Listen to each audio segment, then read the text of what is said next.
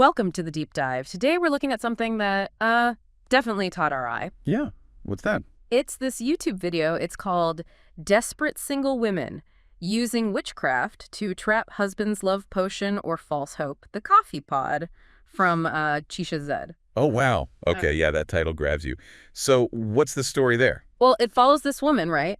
She travels, get this, 6,000 miles. 6,000. Where to? To Sikor in the Philippines. Apparently it's known for, well, witchcraft and magic. Okay, and she's going there. Why? To get a love potion, she wants to find a husband. I love potion, right? That's quite a journey for that. It really makes you think, doesn't it? About like how much someone might want a partner. Totally. And the video, it kind of frames it like she's been single 12 years, feels this is her option. 12 years is a long time. It is. So it sparks all these questions, you know. Is it desperation? Is it societal pressure? Or is there something else going on, like this belief in forces beyond the everyday?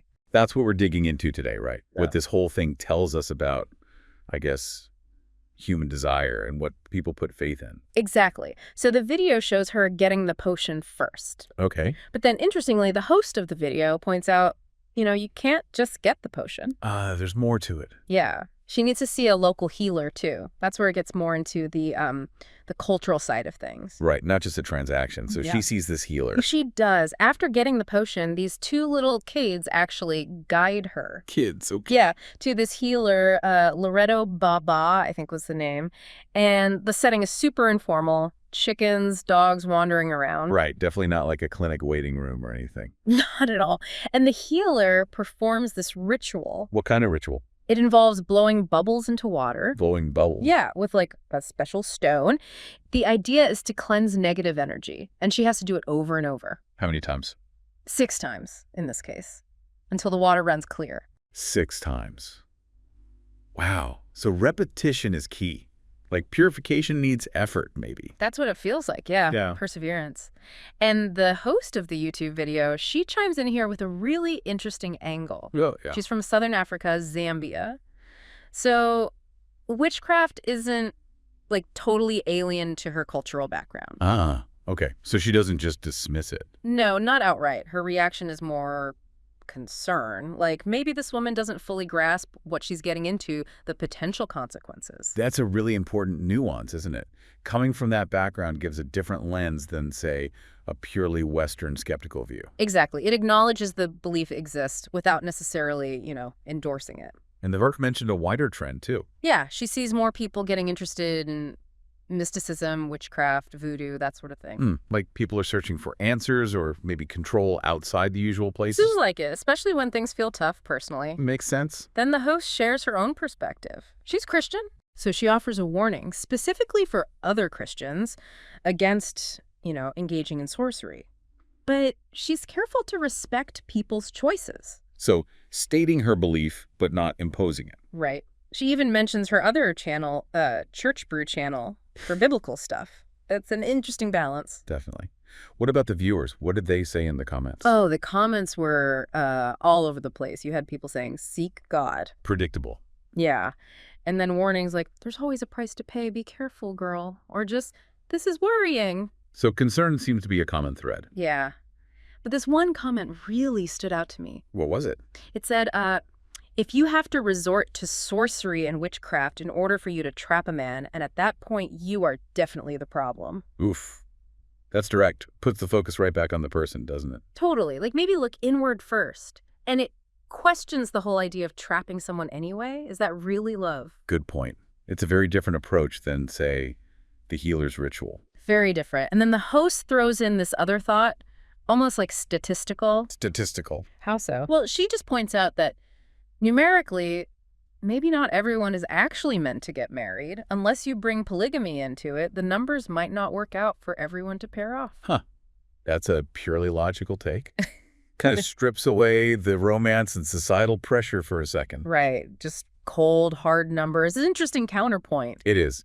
Did the host mention anything else about the rise in mysticism? Yeah, she observed it seemed particularly noticeable among Black women. Okay. And she made a point to address this idea some people have, that this stuff, mysticism or sorcery, is like the original faith for Black people or tied to dark sorcery. Ah, so tackling a potential misconception or stereotype there. Exactly. She seemed keen to clarify that, avoid lumping diverse practices together or making inaccurate historical claims. Important context. And then things took another turn. She connects all this to a movie called Sinners. Sinners. Yeah. Yeah, and she recalls Dr. Umar Johnson talking about it. Apparently, the film touched on similar themes: spirituality, identity, maybe cultural practices within the Black community. Interesting connection. What was the specific link?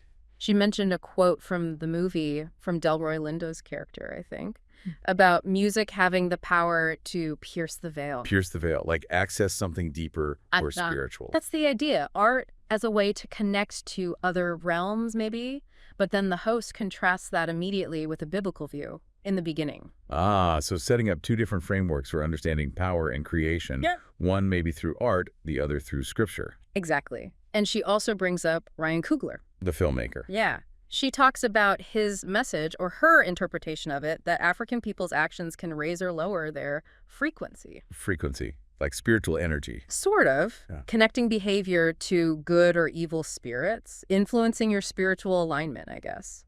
That's a concept you hear in some spiritual circles.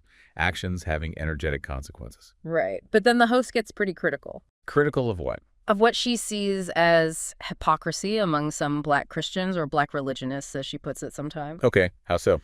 Well, she questions people who might condemn a movie like Sinners, but then, in her view, engage in other questionable things. Like what? Like pledging allegiance to the flag, which she frames as allegiance to a nation versus allegiance to Christ, or displaying images of a white Jesus. Ah, so pointing out perceived inconsistencies in allegiance and iconography. Yeah. She uses the whole give to Caesar what is Caesar's biblical passage to talk about the flag thing, suggesting you can pay taxes, follow laws, but your ultimate allegiance is different. Okay, drawing that line between earthly duties and spiritual commitment. Right. And she uses this analogy, comparing the reaction to Shannon Sharpe getting canceled for something versus how other historical figures or institutions with, let's say, problematic histories often don't get the same level of condemnation. Okay, so drawing a parallel. Yeah. Suggesting maybe the criticism of Coogler's movie is similarly selective. That seems to be the point she's making, highlighting what she sees as selective outrage or inconsistent standards. It sounds like she's raising some challenging questions about moral judgment. Definitely. And she doesn't hold back. She even calls some figures, including Dr. Umar, apparently, narcissists. Wow. Okay. That's a strong statement. It is. It's clearly her viewpoint on certain personalities in that space. Quite the intense discussion there. Yeah, and then, almost like whiplash, there's suddenly an ad read. An ad for what? For a prenuptial agreement guide. A prenup guide. Right after discussing mysticism and spiritual allegiance. Exactly. It just kind of brings you crashing back down to the very practical legal side of marriage. Talk about contrast. Yeah. From love potions and spiritual frequencies to asset protection. Seriously, it really highlights the different worlds colliding there, the mystical quest for love versus the contractual realities. So quite a journey we took just following this one video analysis. No kidding. We went from a woman seeking a love potion in the Philippines to rituals with healers, cultural perspectives on witchcraft, the rise of mysticism, critiques of religious hypocrisy, debates about allegiance, mentions of movies and public figures. Yeah, ended up with prenups.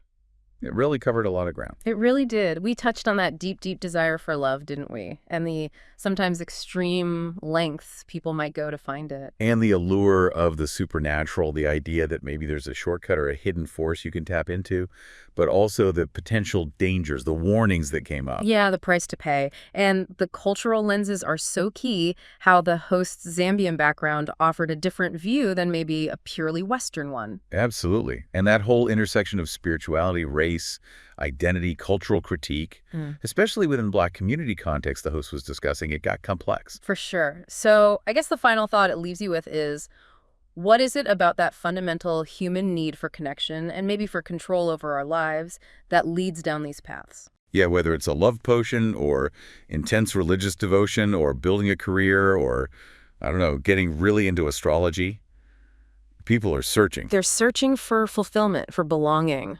But what are the hidden costs or unintended consequences of some of those paths? That's the question, isn't it? Definitely something to mull over.